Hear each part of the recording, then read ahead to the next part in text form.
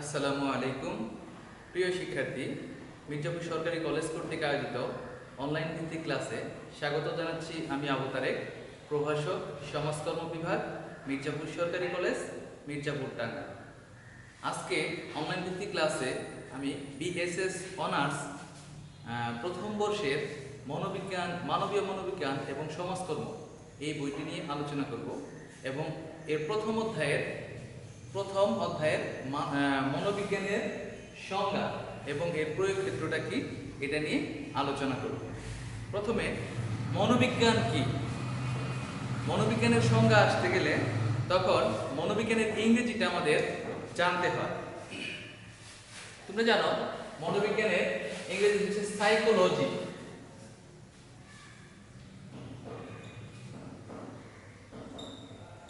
Psychology শব্দের অর্থ হচ্ছে মনোবিজ্ঞান। এই গ্রিক শব্দ সাইকোলজি, মনোবিজ্ঞান। এটা গ্রিক শব্দ সাইক, PSYCHC। সাইক শব্দের অর্থ হচ্ছে মন বা আত্মা,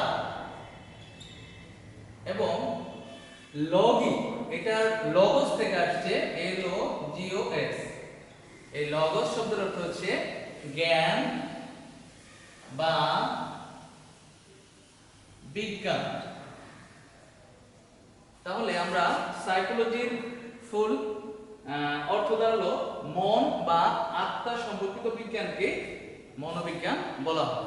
অর্থাৎ মানবীয় মনোবিজ্ঞানটা হচ্ছে মানব সম্পর্কিত যে বিজ্ঞান, মানব মন সম্পর্কিত যে বিজ্ঞান, সেটা হচ্ছে মানবীয় মনোবিজ্ঞান।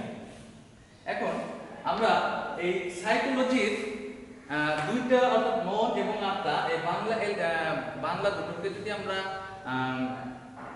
বিস্তারিতভাবে আলোচনা করি, সেই বিস্তারিত আলোচনাতে আমাদের মনোবিজ্ঞানের সংজ্ঞাটা উঠে আসে। অর্থাৎ মানুষের বা প্রাণীর মন বা আত্মা সম্পর্কিত যে জ্ঞান বা বিজ্ঞানের আলোচনা, তাই হচ্ছে মনোবিজ্ঞান।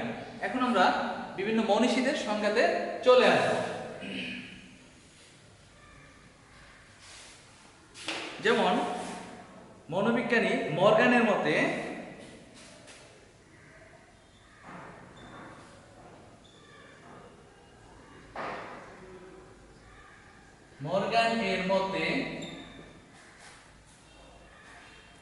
মানুষ ও প্রাণীর আচরণের বিজ্ঞান হলো মানুষ ও প্রাণীর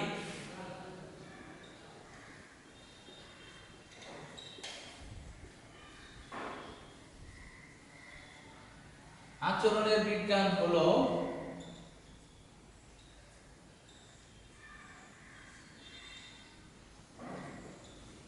মনোবিজ্ঞান, যা মানবীয় সমস্যা সমাধানের ক্ষেত্রে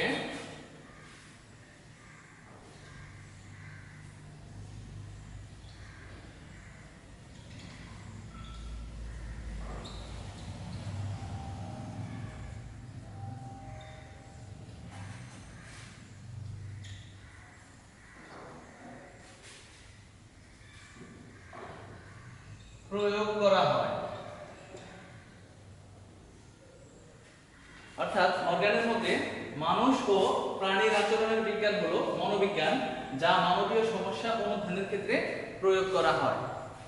এটার সংজ্ঞাতে আমরা বিশ্লেষণ করে পাই, সেটা হচ্ছে মানুষ এবং যে কোনো প্রাণীর আচরণের বিজ্ঞান হচ্ছে মনোবিজ্ঞান, যা মানুষের বা মানবীয় সমস্যা অনুধানের ক্ষেত্রে প্রয়োগ করা হয়। যে কোনো মানুষের সমস্যা ছাড়া মানবীয় মনোবিজ্ঞান অ্যাপ্লাই বা প্রয়োগ করা হয় না।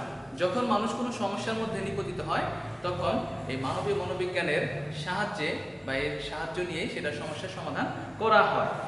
এরপর রবার্ট এ ব্যারনের মতে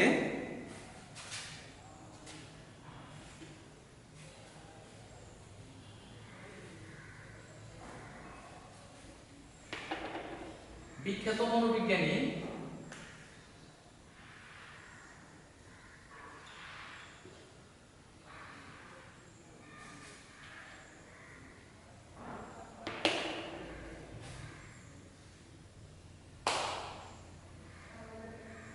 রবার্ট এ ব্যারনের মতে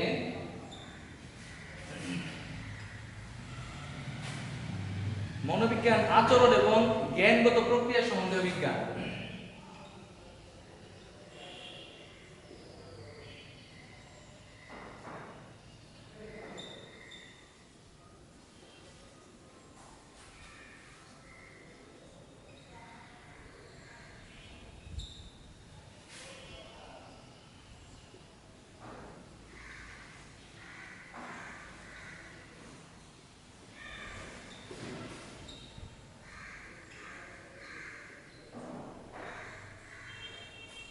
রবার্ট এ ব্যারনের মতে মনোবিজ্ঞান আচরণ ও জ্ঞানগত প্রক্রিয়া সম্পর্কিত বিজ্ঞান।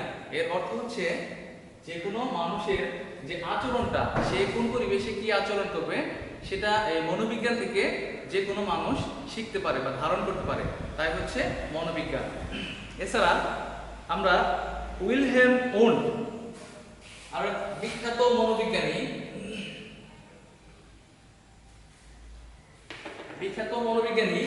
উইলহেম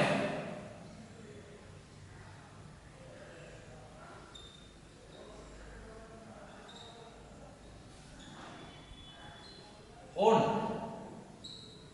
ইংরেজিতে বলতে পারি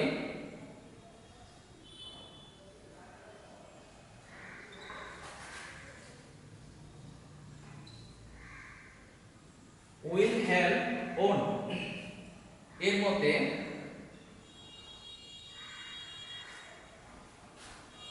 মনোবিজ্ঞান মানুষের চেতনা সম্পর্কিত বিজ্ঞান।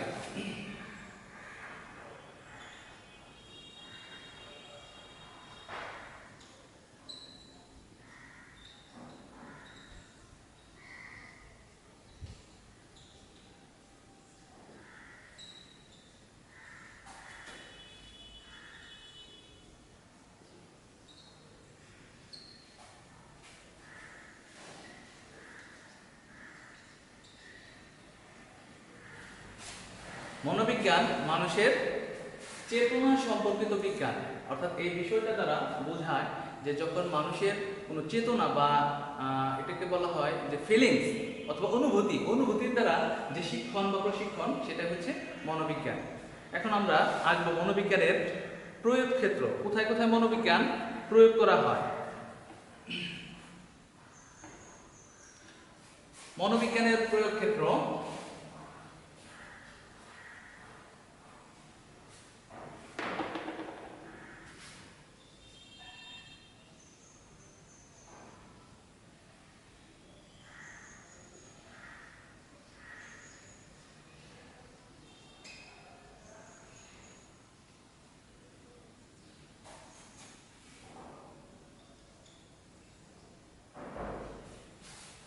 মনোবিজ্ঞানের প্রয়োগ ক্ষেত্র এক নাম্বার আসবে হচ্ছে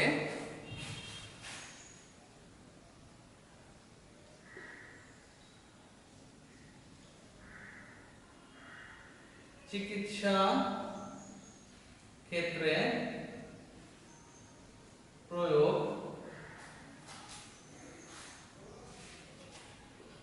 অর্থাৎ মনোবিজ্ঞানের প্রথম শর্ত হচ্ছে চিকিৎসা। মানসিক সমস্যাজনিত কোনো সমস্যায় যখন মানুষ নিপতিত হয়, তখন আধুনিক এই যুগে বর্তমান সমাজে মানুষের বেশিরভাগ সমস্যায় মন এবং মানসিক সমস্যাকে ঘিরে। অর্থাৎ এখন শিল্প বিপ্লবের পর থেকে মানুষ যখন তার পরিবার থেকে বিচ্ছিন্ন এবং বড় পরিবার, বৃহত্তর পরিবার থেকে মানুষ যখন শহরমুখী হচ্ছে, এই আধুনিক সমাজের যে কতগুলা প্রতিবন্ধকতা, তার মধ্যে হচ্ছে মানুষের মানসিক বিকারগ্রস্ততা বা মানসিক সমস্যায় নিপতিত হওয়া।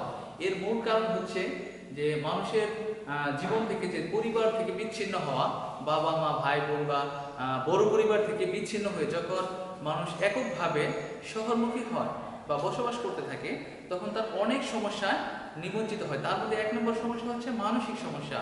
যখন সে গ্রাম থেকে বাবা মা ভাই বোন অথবা তার নিকট আত্মীয় স্বজন প্রতিবেশী তাদের থেকে বিচ্ছিন্ন হয়ে গ্রাম থেকে শহরে একাকী বসবাস করতে থাকে, তাদের প্রাথমিক যে সমস্যাটা নিপতিত হয় সেটা হচ্ছে মানসিক সমস্যা। আর এই মনোবিজ্ঞানটা মানসিক সমস্যার ক্ষেত্রে বেশিরভাগ প্রধানভাবে প্রয়োগ করা হয়। অর্থাৎ মানবীয় সমস্যার যে কোনো চিকিৎসায় মনোবিজ্ঞানের ব্যবহার আবশ্যকীয়। 2 নাম্বার হচ্ছে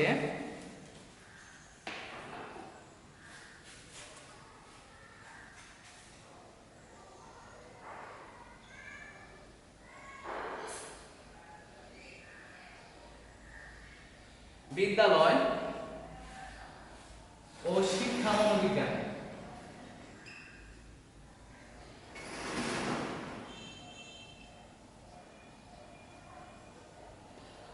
বিদ্যালয় ও শিক্ষা মনোবিজ্ঞান হচ্ছে মানবীয় মনোবিজ্ঞানের যে প্রয়োগ ক্ষেত্র, তার মধ্যে 2 নাম্বার। এখন বর্তমান শিক্ষা ব্যবস্থা হচ্ছে প্রযুক্তির শিক্ষা ব্যবস্থা। এই প্রযুক্তিকে আয়ত্ত করতে বা রপ্ত করতে মানুষ বিভিন্ন রকম সমস্যার সম্মুখীন হচ্ছে, যার ফলে মানুষ মানসিকভাবে বিকারগ্রস্ত হয়ে যায়, মানসিক নানা রকম ডিপ্রেশনে ভোগে এবং নানা রকম প্রতিকূলতার অবস্থায় তার পরিবারের শিশুদের যে বিদ্যালয়মুখী হতে হবে সেরকম সিচুয়েশনও তারা ভুলে যায়।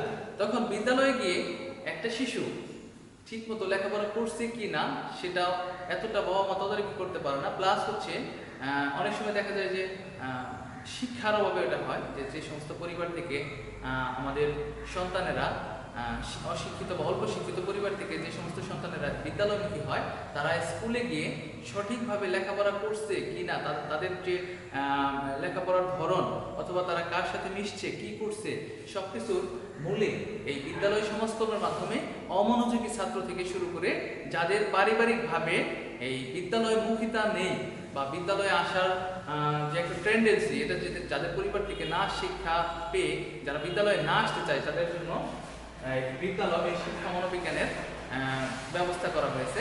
এবং এর মাধ্যমে যেই সমস্ত পরিবারের সন্তানেরা বিদ্যালয়ে আসতে না চায় তাদেরকে বিদ্যালয়মুখী করার একটা নিশ্চয়তা প্রদান করা হয়।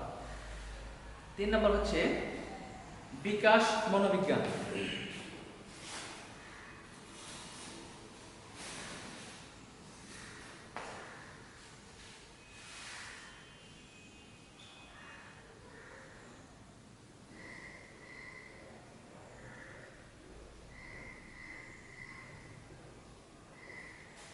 বিকাশ মনোবিজ্ঞান, এটা আমরা জানি যে বিকাশ হচ্ছে মানসিক বিকাশ, এটা বৃদ্ধি নয়, দৈহিক বৃদ্ধি নয়। এটা একটা শিশুর জন্মগ্রহণ থেকে শুরু করে তার মৃত্যুর পূর্ব পর্যন্ত এই বিকাশটা সাধিত হয়। কিন্তু এই বিকাশটা স্টেজ আছে। জন্মের পর যখন একটা শিশু ভূমিষ্ঠ হয় তখন তার শিক্ষণটা তার নিজের উপর ডিপেন্ড করে না, তার বাবা বা মা অথবা তার পরিবার পরিজনের যে নিকটাত্মীয় স্বজন থাকে তারা যেভাবে তাকে শিক্ষণমূলক কাজে অংশগ্রহণ করাবে বা যেভাবে তাকে পরিবেশের উপযোগী করে তুলবে তার উপর ডিপেন্ড করে।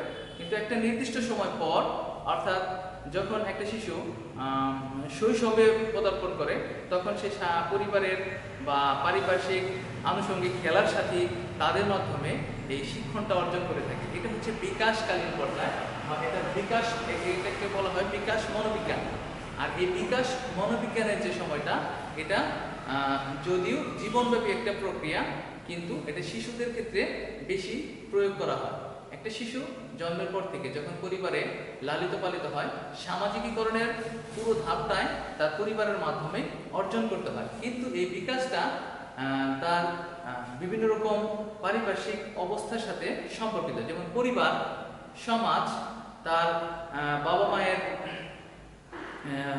পূর্বের ইতিহাস অথবা জিনগত যে ফ্যাক্ট বলা হয়, যে যদি কোনো পরিবারের বেশিরভাগ সদস্যই ভালো মেধা সম্পন্ন হয়, তাহলে দেখা যাবে যে পরবর্তী প্রজন্মগুলা সাধারণত ওই পথে অনুসরণ করে।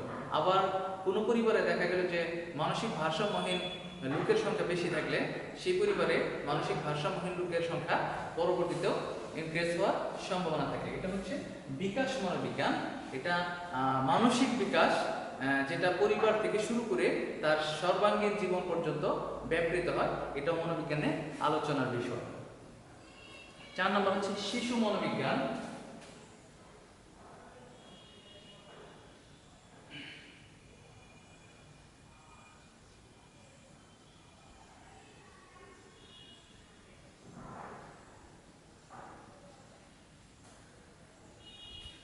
শিশু মনোবিজ্ঞানের পুরো আলোচনাটাই হচ্ছে শিশুকে আবর্তন করে, অর্থাৎ শিশুর জন্মের পর থেকে তার পরিবারে যখন সে স্বাবলম্বী হওয়ার পূর্ব পর্যন্ত তার পরিবারে কিভাবে সে শিক্ষা গ্রহণ করবে, কিভাবে সে পরিবারের সাথে নিজেকে ম্যাচ করবে, পরিবারের পাশাপাশি সামাজিক পরিবেশে কিভাবে মিশবে, সেটার শিক্ষা সাধারণত এই মনোবিজ্ঞান থেকে অর্জন করতে পারে। এজন্য মনোবিজ্ঞানে শিশু মনোবিজ্ঞানের ব্যবহার অত্যাবশ্যকীয়। 5 নাম্বার হচ্ছে ব্যক্তিত্ব, সামাজিক ও পরিবেশগত মনোবিজ্ঞান।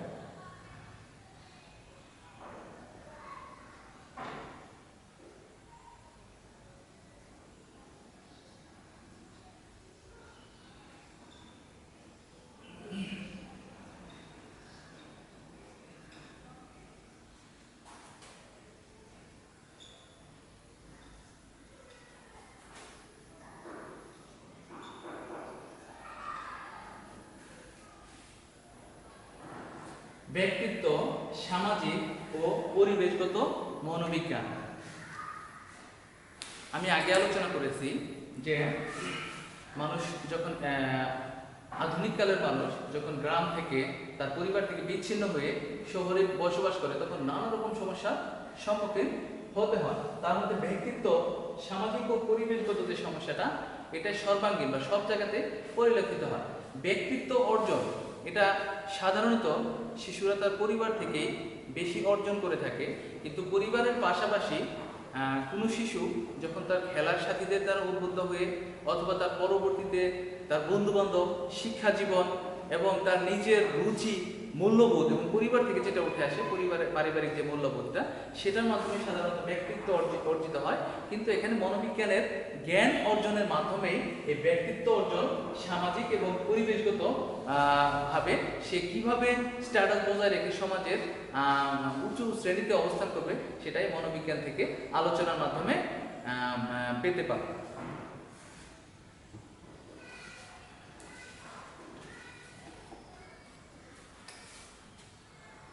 এক্সপেরিমেন্টাল সাইকোলজি বা পরীক্ষণ মনোবিজ্ঞান।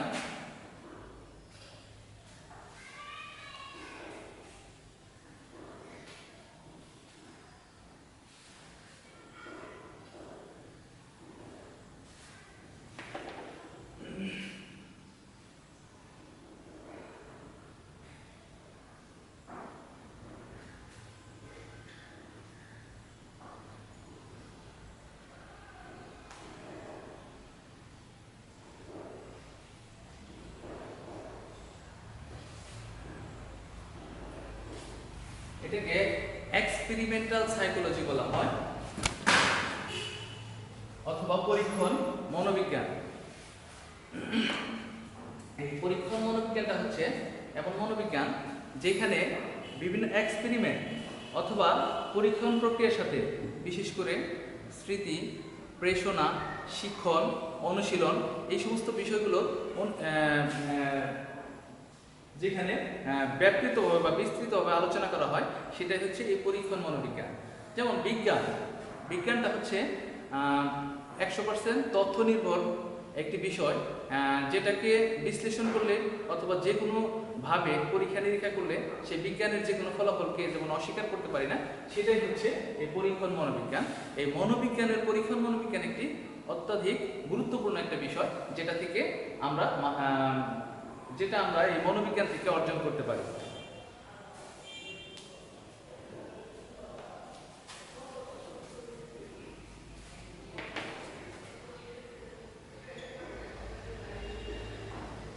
সাত নম্বর হচ্ছে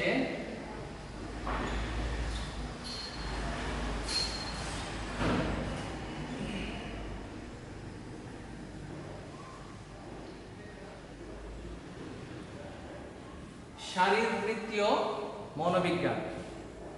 শারীরবৃত্তীয় মনোবিজ্ঞানের ইংরেজি হচ্ছে সাইকোলজিক্যাল সাইকোলজি। এটা ফিজিওলজিক্যাল সাইকোলজি। মনস্তাত্ত্বিক হচ্ছে সাইকোলজিক্যাল, তাহলে ফিজিওলজিক্যাল মনোবিজ্ঞান এটা হচ্ছে দৈহিক বা শারীরিক কসরত বা শারীরিক যে অবস্থাটা, অর্থাৎ মানুষের জীবন ধারণ প্রতিটা জীবন ধারণের প্রতিটা মুহূর্তে এই শারীরবৃত্তীয় যে মনোবিজ্ঞানটা, এটার অবদান অনস্বীকার্য। শারীরবৃত্তীয় মনোবিজ্ঞানের মধ্যে মানুষের খাবার দাবার গ্রহণ থেকে শুরু করে মানুষের এটাকে বলে শেষ মুহূর্ত পর্যন্ত, অর্থাৎ নিঃসরণের মাধ্যমে যখন খাবারটা পরিপাকের মাধ্যমে নিষ্কাশনের মাধ্যমে বেরিয়ে যায়, তার পুরোটাই এই শারীরবৃত্তীয় মনোবিজ্ঞানের অন্তর্ভুক্ত। শারীরবৃত্তীয় মনোবিজ্ঞানের মধ্যে যে বিষয়গুলো বিশেষ করে জড়িত সেটা হচ্ছে এখানে প্রধানত স্নায়ুতন্ত্র, গ্রন্থি, মাংসপেশি এবং ইন্দ্রিয় ব্যবস্থা গবেষণার বিষয় হিসেবে অন্তর্ভুক্ত করা হয়। ডক্টর হেডের মতে বিভিন্ন স্তরের স্পর্শ সংবেদন ত্বকের নিম্নে অবস্থিত বিভিন্ন নার্ভের উদ্দীপনার ফলে ঘটে। প্রত্যেক মানসবৃত্তির সাথেই শারীরবৃত্তীয় জড়িত, অর্থাৎ শারীরবৃত্তিটা হচ্ছে পরিপাকতন্ত্রের মাধ্যমে শুরু এবং এর শেষ হয়। এটা মনোবিজ্ঞানে ডিটেলস ভাবে আলোচিত হয় এবং এখান থেকে আমরা এই শারীরবৃত্তীয় মনোবিজ্ঞানটা মনোবিজ্ঞান থেকে অর্জন করতে পারি।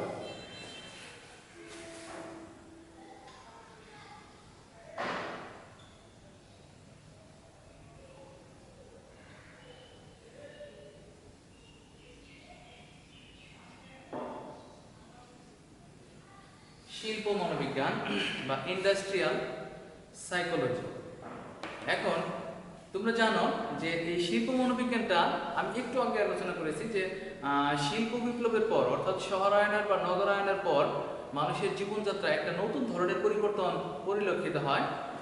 মানুষ যখন গ্রামীণ জীবনে বসবাস করতো তখন তার কোনো রকম প্রতিকূলতা ফেস করতে হলেও এত বেশি এরকম শহরমুখিতার যে প্রতিকূলতা, অর্থাৎ নিঃসঙ্গতা, মানসিক অবসাদগ্রস্ততা, মানসিক সমস্যা, মানসিক ভারসাম্যহীনতা, একা একা অনুভব করা, এরকম যে সমস্যার সম্মুখীন হয় সেটা সাধারণত শিল্প বিপ্লবের পর থেকে সারা বিশ্বব্যাপী সেটা প্রসারতা লাভ করতে থাকে এবং এর পরিপ্রেক্ষিতে এই শিল্প মনোবিজ্ঞানের অন্তর্ভুক্ত এই বিষয়টা মনোবিজ্ঞানে ব্যাপকভাবে আলোচিত হয়, যাতে শিল্প বিপ্লবের ফলে মানুষ যখন নানা রকম সমস্যা, বিশেষ করে মানসিক সমস্যা নিপতিত হয়, সেখান থেকে কিভাবে নিজেকে এবং পরিবারকে এই মানসিক ভারসাম্যহীনতা অথবা মানসিক সমস্যা থেকে, মানসিক বিকারগ্রস্ততা থেকে কিভাবে তার পরিবার পরিজন নিয়ে ভালোভাবে বাঁচতে পারে বা জীবনযাপন করতে পারে, তাই মনোবিজ্ঞানে আলোচিত হয়।